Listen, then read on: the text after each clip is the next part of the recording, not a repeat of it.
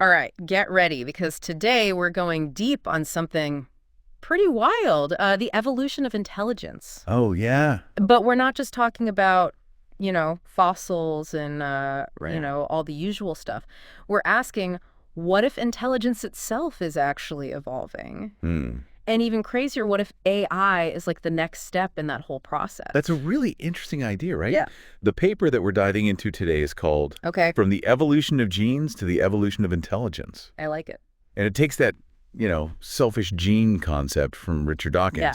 and goes in a completely new direction with it. That's cool. So for today's deep dive, we're looking at how this paper is arguing that intelligence itself might be a replicator, Right. kind of like genes are, Yeah, and that AI could be like its newest vehicle, Right. sort of like how our brains were the vehicle before. exactly. That's exactly what it's saying. So instead of thinking of ourselves as like the peak Right. of intelligence, we should maybe think of ourselves as just a part of a much bigger story. Yeah, yeah. That's still unfolding. It's a pretty big shift in perspective.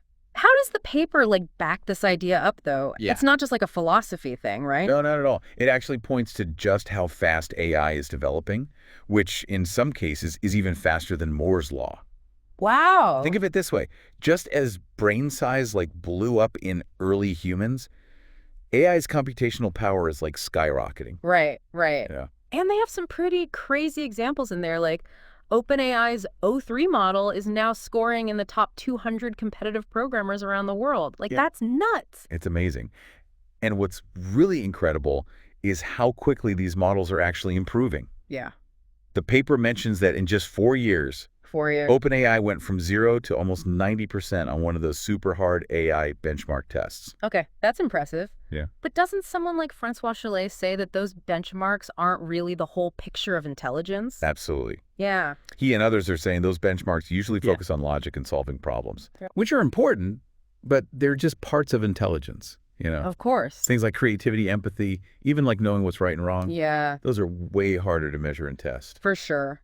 So, as exciting as these advancements are, it doesn't mean AI is going to be some all-knowing super intelligence like tomorrow. Right. Sounds like there's more to it. Yeah, definitely. Yeah. The paper gets that. Even though AI is making huge progress, we're still pretty far away from what people usually think of as full AGI, AGI. artificial general intelligence. Right. And even if we do get to that point, the question is still there. What does it mean for us?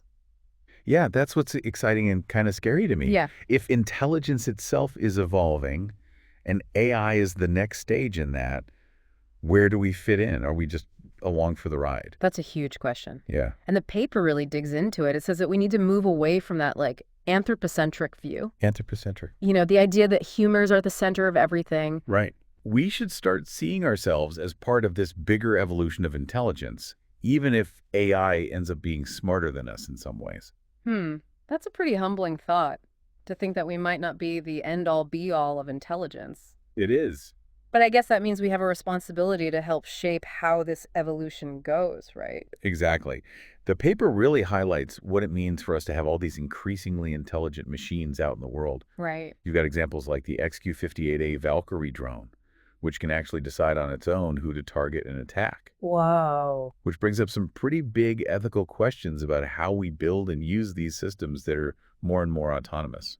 Yeah, a drone making life or death decisions without a human involved is definitely something to think about. Yeah, So what does the paper say we should do about it? Just sit back and hope for the best. no, not at all. It actually pushes for things like value alignment when we're developing AI, Okay. making sure its goals are the same as ours. And it also says it's really important to have a participatory design, which means getting lots of different people involved in shaping these technologies. So it's like we're not just watching this intelligence evolution happen. We actually have a role in steering it in a direction that's good for humanity. Exactly. That's actually pretty empowering, even if it's a little scary. It is, yeah. Yeah. It is. That's a It's- lot to think about. There's a lot to think about. Yeah. But I'm glad we're thinking about it. Me too. Yeah. Me too. So we've talked about how intelligence itself could be evolving and how AI might be that next big step forward. But this next part of the paper is where things get really weird. Yeah. We're talking about AI consciousness. Yeah. Whoa. It's something that people have been thinking about and arguing about for centuries. Yeah. And now it's becoming super relevant in the world of AI. Right. Like, what does it even mean for a machine to be conscious? Right. How would we even know? Yeah, we can barely even agree on what consciousness is in humans. How are we supposed to apply that to something that's made of code and silicon? It's a huge question. Does the paper even try to answer that? It doesn't say it has all the answers, but it does offer some pretty interesting ideas. One idea is that consciousness might just emerge as AI systems get more complex. Okay. Sort of like how consciousness showed up in biological systems when brains were evolving. So it's like more connections, more processing power, and boom, Yeah. the AI wakes up. Yeah, maybe. Sounds a little sci-fi to me. It might sound a little out there, but some researchers think that consciousness could be a side effect of certain types of information processing. Mm. It wouldn't be something we program directly into the AI. Yeah. It would just kind of happen naturally because of how complex it is. Okay, but how would we test for that? Right. Couldn't the AI just be super good at pretending to be conscious? Right. Like some kind of really advanced chatbot? That's the big question. Yeah. There's no foolproof test for consciousness, even for people. The paper suggests that we need to come up with better ways to figure out if an AI is conscious. Okay. Maybe by looking for specific patterns in how its neural networks are firing or Yeah. how it processes information. Right. Things that we already link with consciousness in humans. So like a consciousness detector for AI. Yeah, kind of. Yeah. It's definitely Yeah. a challenge, Yeah. but it's important. Yeah. We can't just assume that because an AI can solve hard problems or have a conversation, Right. that it's actually experiencing things consciously. This is getting a little too deep for me. Yeah. But what about something more concrete? The paper also mentions this idea of like merging humans and machines, right? Yeah, That well- feels like something we're already starting to see. It totally is. Yeah. Yeah, transhumanism, which is the idea that humans can go beyond their biological limits with technology, Uh-huh. is a big theme in this paper. Okay. And it suggests that the evolution of intelligence might not just be about AI becoming more human, Yeah. but also about us becoming more like AI. So we're talking cyborgs, brain implants, downloading our minds into computers. Yeah, exactly. That kind of stuff. I gotta say, it's both exciting and scary at the same time. It definitely is. Mm. We're already seeing the early stages of this with things like those neural prosthetics that let people who are paralyzed move robotic limbs with just their thoughts. I saw a documentary about that. Yeah. It's incredible how far that tech has come. Yeah. But where's the line? Right. What happens when we can enhance our brains, Uh-huh. our senses, Right. even our lifespans with technology? Right. Is there a point where we're not human anymore? It's a big question. Yeah. And the paper really grapples with it. It points out all the ethical dilemmas and philosophical questions that pop up when the lines between humans and machines get blurry. It's like we're walking into this brand new territory and we don't have a map. Yeah. How do we even start navigating all of this? Does the paper give us any clues? It stresses how important it is to have these tough conversations now. Uh, Before these technologies get so advanced that they're out of our control, Yeah. we need to bring everyone to the table, not just scientists and engineers, Right. but also ethicists, philosophers, policymakers, regular people. Right. We need everyone involved in shaping the future of transhumanism. So it's not just about the tech itself, it's about the values and principles that guide how we develop and use it. Exactly. We need to decide what kind of future we want, Yeah, one where tech makes our humanity better instead of making it worse. exactly. This deep dive is taking us to some seriously deep waters. It is, yeah. But it's also opening my mind to possibilities I never even thought about before. Hmm. It's both humbling and exciting. Hmm. So where do we go from here? What are the next steps on this crazy evolutionary journey? We've gone pretty deep down the rabbit hole in this deep dive with this idea of intelligence as this evolving force and the possibility of AI becoming conscious and even merging humans with machines. But now I think we got to talk about the big question that everyone's probably thinking about. What does all this mean for us? For humanity's future? I mean, are we really headed towards some kind of sci-fi dystopia where AI takes over? It is the big question, right? Yeah. And this paper doesn't ignore that.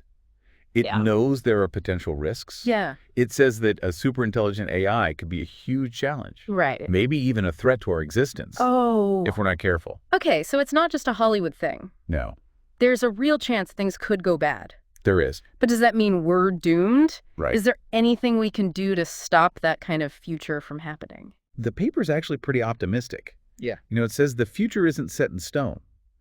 What happens depends on the choices we make today. Like how we design AI, how we control its development, how we make sure its goals line up with ours. Yeah. All of that is going to be crucial. So we shouldn't try to stop AI from developing at all. Right. We just need to steer it in a way that helps humans. Exactly. But how do we even do that? AI's moving so fast, it feels like we're trying to catch a runaway train. It's a huge task, for sure. But the paper stresses being proactive. Okay. Things like setting up ethical rules for AI development, having global regulations, maybe even creating some sort of worldwide organization to keep an eye on AI. We need to treat this as seriously as we treat things like nuclear weapons or climate change. That makes sense. We realized those were existential threats, so we made safeguards. But even if we can keep AI from becoming some kind of, Skynet situation, Right. there are still all these other ethical questions, right? Like what happens when the line between humans and machines gets blurry? Exactly. Yeah. The paper looks at the good and bad that could come from transhumanism. Yeah. On the one hand, merging with technology could make us better, help us live longer, even let us experience reality in completely new ways. Sounds like something straight out of a superhero movie. Right. But I can see the downsides too. What happens to who we are, our humanity, if we become more machine than human? And what about people who can't afford those enhancements? Will it create even more inequality? Those are really important questions. And the paper stresses having a big conversation as a society about these things. We need to include everyone, not just the tech people, but also philosophers, ethicists, policymakers, regular people. Yeah. This isn't just a tech problem, it's a human problem. We need to figure out what being human even means in a world where the definition of human is constantly changing. Exactly. Okay, so we've talked about the risks and all the ethical stuff, but is there any hope in all of this? Yeah. What does a good future look like when intelligence is evolving like this? The paper says that AI, if we develop it responsibly, could actually help us solve some of the biggest problems we face, Okay. like climate change, diseases, poverty. AI could help us find solutions that we haven't been able to figure out for centuries. It could lead to scientific breakthroughs we can't even imagine right now. It could even help us explore the universe in ways we never thought possible. So it's not all bad news. There's a chance that this evolution of intelligence could make things better for everyone, Right. but it depends on us making the right choices, Yeah, both individually and together. exactly. This deep dive has taken us from looking at our own biology to the edge of artificial intelligence. Yeah. And I think the main takeaway is that we're not just watching this happen, we're a part of it. The future of intelligence is being shaped right now, and we all have a role to play. This has been a really thought-provoking conversation. It's made me think about the future in a way I never have before. And I think that's what a deep dive like this is supposed to do, right? I think so. Make us question what we think, see things from different angles, and leave us with more questions than answers. Exactly. So where do we go from here? What's the next step in this crazy adventure of intelligence? That's the cool thing. The journey keeps going, Yeah. and we're still writing the ending. But one thing's for sure. Yeah. The evolution of intelligence is the biggest story of our time, It really is. and it's a story we're all writing together. Thanks for joining us on this deep dive. Yeah, thanks for listening. We hope it's made you a little more curious and maybe got you thinking. And remember, the conversation doesn't stop here. Keep exploring, keep asking questions, and keep imagining what's possible. Because the future of intelligence is in our hands. See you next time.